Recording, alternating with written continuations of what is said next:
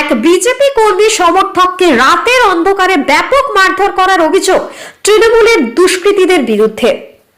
এক বিজেপি কর্মী সমর্থককে রাতের অন্ধকারে ব্যাপক মারধর করার অভিযোগ উঠল তৃণমূল আশ্রিত দুষ্কৃতীদের বিরুদ্ধে। যদিও ঘটনার কথা অস্বীকার করেছে তৃণমূল কংগ্রেস। ঘটনাটি ঘটেছে শুক্রবার রাতে হুগলির আরামবাগের হিয়াতপুর ব্রিজের কাছে। এই ঘটনায় এলাকায় ব্যাপক চাঞ্চল্য ছড়িয়ে পড়েছে।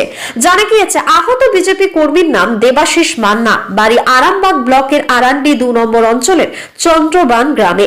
এলাকার সিভিক সহ পরিবারের সদস্যরা তাকে উদ্ধার করে চিকিৎসার জন্য নিয়ে আসে আরামবাগ মেডিকেল কলেজ ও হাসপাতালে। বিজেপি কর্মীকে মারধরের ঘটনার খবর পেয়ে শনিবার হাসপাতালে দেখতে যান আরামবাগ বিধায়ক মধুসূদন বাগ।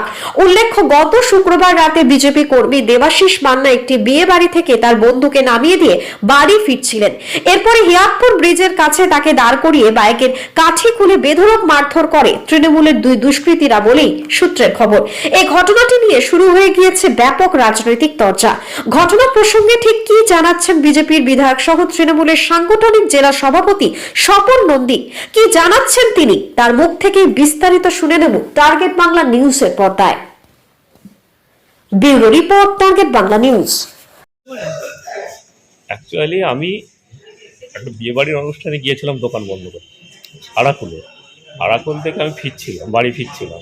আমার একটা বন্ধু ছিল, তাকে ব্রিজের ওপারে নামিয়ে দিয়ে, আমার ওপারে বাড়ি মানে এপারে নামিয়ে দিয়ে তাকে নামিয়ে দিয়ে বাড়ি যাচ্ছিলাম। ও হঠাৎ করে দেখতে পেলো আমাকে, দেখতে পেয়ে গাড়ির সামনে এসে দাঁড় করালো, করে গাড়ির চাবিটা খুলে নিল।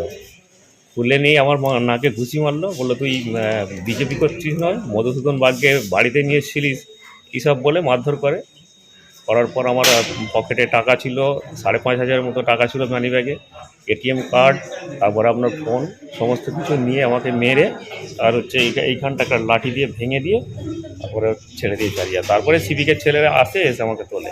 কতজন মিলে মারধর করেছে? 2 জন। আপনি কি পার্টি করেন? আমি বর্তমানে এখন কিছু করি না, করতাম। কি করতেন? আমি বিজেপি করতাম। আর যারা মারধর করেছে? ওরা টিএমসির ছেলে, আর ওরা দুষ্কৃতিও বলতে পারেন। অনেক ছেলেকে ওইভাবে মারধর করেছে, অনেক ছেলেকে কন্টিনিউ এটা করে থাকে ওরা। যারা মারধর করেছে তাদেরকে চিনতে পেরেছেন? হ্যাঁ চিনি, আমার একই মানে আমার বাড়ি চন্দ্রবান, ওদের হিয়াতপুরে বাড়ি পাশাপাশি। তারা কি তৃণমূল করেন? আমরা কিসের দোকান? ইলেকট্রনিক্স, এমনি ওই আপনার টিভি রিপেয়ারে আর কি, ইলেকট্রনিক্স। আর কোথায় মারধরটা করেছে? হিয়াতপুর ব্রিজের ওপরে। একাই ছিলেন আপনি? আমি একাই ছিলাম। তারপরে কারা উদ্ধার করে নিয়ে এলো হসপিটাল? সিভিক ভলেন্টিয়াররা, তারপরে 2টো সিভিক ভলেন্টিয়ার ছিল। ওরা হঠাৎ দেখলো যে আমি ওখানে পড়ে আছি, ওরাই তুলে হসপিটাল করে। আমার নাম দাদা? দেবাশিস মান্না। বাড়িটা কোথায় বললেন? চন্দ্রবান। থানায় অভিযোগ দায়ের করেছে? থানা থেকে আসছিল, ওখান থেকে সিভিক ভলেন্টিয়াররা ডেকে পাঠিয়েছিল। আমার দক্ষিণনারায়ণপুর হসপিটালে যখন ফার্স্ট অ্যাডমিট করে, তো ওনারা এসে দেখে গেছেন। ওনারা বলেছেন যে তাহলে আগে আপনি সুস্থ, এখান থেকে গিয়ে থানায় ডায়েরি করবে। আরামবাগের চন্দ্রবান গ্রামে এক বিজেপি কর্মীকে মারধর করার অভিযোগ উঠেছে তৃণমূলের বিরুদ্ধে হিয়াতপুর ব্রিজে রাতের অন্ধকারে। কি বলবেন? কালকে রাত্রিরে ওই সব ছেলেরা যারা সব মদ খেয়ে ওরা মারপিট করেছে। এবার একটা তো রং লাগাতে হবে তৃণমূলের নামে। এরা হচ্ছে যে কোনো ইস্যু পেলেই সব তৃণমূলকে, সংসদে যারা বিজেপি পাশ দিয়ে ঢোকালো, ওরা সেই বলছে কলকাতা তৃণমূল এই ধরনের। ওরা একটা ছুতো খুঁজছে, এটা মাতালদের ব্যাপার।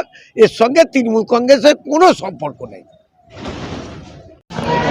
দেখুন, দেবাশিস মান্না চন্দ্রমানে বাড়ি, সে একমাত্র ভারতীয় জনতা পার্টির সমর্থক হওয়ার জন্য গতকাল রাত্রে তাকে হিয়াতপুর ব্রিজের উপর তৃণমূল কংগ্রেসের 2 দুষ্কৃতী তার টাকা পয়সা ছিনতাই করে।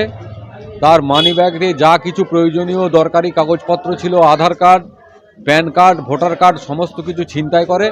তার সঙ্গে সঙ্গে তাকে প্রচণ্ডভাবে মারধর করে, তার হাত ভেঙে দেয়, মুখে ঘুষি মেরে মুখ দিয়ে রক্তপাত হয়। এই রকম একটা সিরিয়াস অবস্থায় আরামবাগ হাসপাতালে ভর্তি রয়েছে। আমি তাকে দেখতে এসেছিলাম। আমরা চাই, আপনাদের মাধ্যমে আমরা প্রশাসনকে বলতে চাই, পুলিশকে বলতে চাই, অবিলম্বে দোষীদের গ্রেপ্তার করতে হবে, নতুবা ভারতীয় জনতা পার্টি ওখানে বড় আন্দোলন করে তুলবে। বিজেপি করার অপরাধে, একমাত্র বিজেপি করার অপরাধেই তাকে মারধর করা হয়েছে। তাছাড়া অন্য কোনো কারণ নেই। সে কোথায় আরাকুলে বিয়ে বাড়ি গিয়েছিল, বিয়ে বাড়ি থেকে ফেরার পথে একজনকে নামিয়ে দেয়, ওর বন্ধুকে একটা একটু দূরবর্তী স্থানে নামিয়ে দেয়। তারপরে ও বাড়ি ফিরছিল, হিয়াতপুর ব্রিজের উপরে তৃণমূল কংগ্রেসের ভুট্টো এবং তার বন্ধু এরা দুজন মিলে তাকে প্রচণ্ডভাবে মারধর করে। দেবাশিস মান্না, বাড়ি চন্দ্রমান। এখন হাতের প্লাস্টার করতে হবে, হাতের এক্স রে করতে হবে। হাতের এক্স রে এখনও পর্যন্ত হয়নি। আমি ডাক্তারবাবুর সঙ্গে কথা বললাম, এক্স রে হবে। এক্স রে হবার পর যদি ভেঙে যায়, ভেঙে গেছে মনে হচ্ছে, যদি ভেঙে যায় তাহলে প্লাস্টার হবে।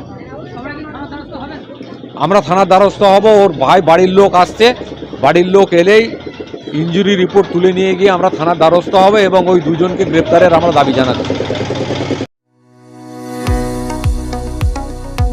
কতুলপুরে সর্বপ্রথম এমআরআই পরিষেবা যুক্ত 110 বেডের মাল্টি স্পেশালিটি হসপিটাল হল মেডিকেয়ার জেনারেল হসপিটাল। স্বাস্থ্যসাথী মান্যতাপ্রাপ্ত এই হসপিটালে রয়েছে AC, non AC cabin, modern OT, ICCU, NICU, micro surgery, dialysis বিভাগ, ব্রেন ও spine surgery, cancer surgery, lift সহ নানান পরিষেবা।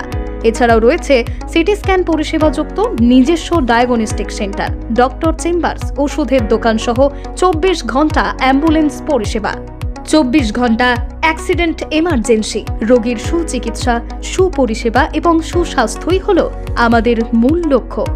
ঠিকানা সরিষাদিঘি, কতুলপুর, বাঁকুড়া।